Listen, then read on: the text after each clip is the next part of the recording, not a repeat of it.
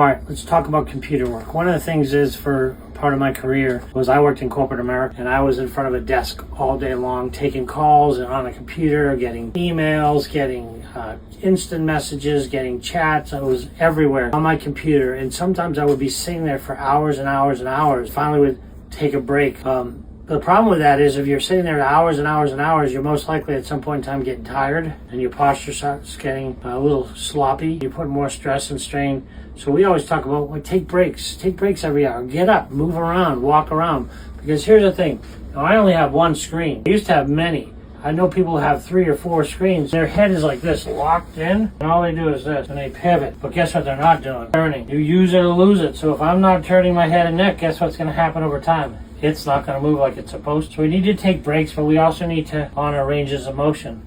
Here's the thing about kids and gaming. By the way, the longer you're in front of computers, the more stimulus is coming to your brain. You're getting a drug from that stimulus. So now we're addicted to this. Well, think about kids who play games all day long. Well, guess what? They're in the perfect chair. Yeah, a perfect chair to keep them like this and locked in. And they'll play for hours and hours and hours and hours and hours, addicted to that. But then when they go to school, oh, they can't pay attention. They don't want to sit. They need to be on drugs. No, they don't. They're just used to being stimulated all the time in a way that makes them addicted. So we need to take breaks. We need a break. We need to sit up tall, sit up straight, get up and walk around, do things that help take a break from your body being in a constant state of fight or flight. I saw a patient this morning who said 30 years of fight or flight. Guess what happens when you don't get out of fight or flight? You shut down healing. You shut down your health. And one day you wonder why you're unhealthy. Take breaks. Watch your posture. It'll make a bigger difference in your health. But more importantly, keep yourself clear, subluxation free.